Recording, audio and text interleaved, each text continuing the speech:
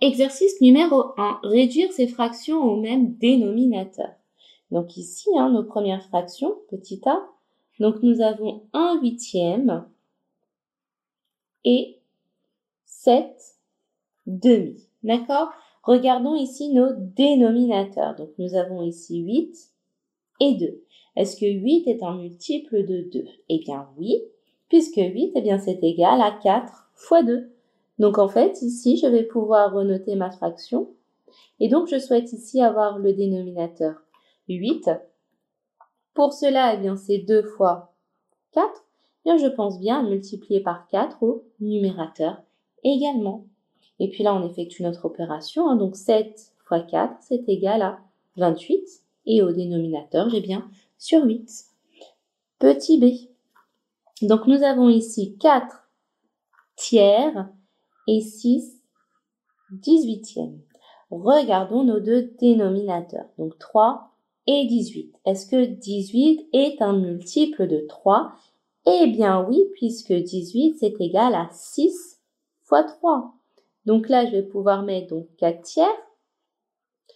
Et ensuite, avoir ici mon dénominateur, donc sur 18. Donc nous avons dit, à partir de 3 pour obtenir 18, eh bien c'est 3 fois 6. Je dois également multiplier par 6 au numérateur. J'effectue l'opération, donc 4 fois 6, c'est égal à 24. Donc là, j'ai 24 18e et 6 18e. Ensuite, nous avons ici petit c. Donc 13 sur 20 et puis 15 quarts. Regardons ici les dénominateurs, 20 et 4. Est-ce que 20 est un multiple de 4? Eh bien oui, puisque 20 c'est égal à 5 fois 4. Donc là, je vais avoir ma fraction sur laquelle je voudrais ici ensuite avoir sur 20. Donc au dénominateur, nous avons dit que pour obtenir 20, eh bien c'était 4 fois 5. Eh bien, je multiplie également au numérateur par 5. De cette manière, au numérateur, nous avons donc ici 15 fois 5, c'est égal à 75. Donc là, nous avons 13 sur 20 et ici 75 sur 20. Petit d. Donc là, nous avons 5 quarts et 2 tiers.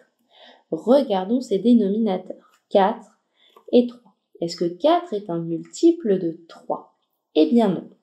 Donc ici, l'astuce, ce sera donc de multiplier par le dénominateur de l'autre. Donc là, j'ai 5 quarts, et puis ici, je vais avoir 2 tiers. Donc, pour la première, donc là, j'ai 4 sur la deuxième fraction. Ici, le dénominateur, c'est 3. Donc, si je multiplie mes dénominateurs, j'ai 4 fois 3. Donc ici, j'aurai 4 fois 3. Puisque j'ai multiplié par 3 au dénominateur, je dois également multiplier par 3 au numérateur. J'effectue mes opérations.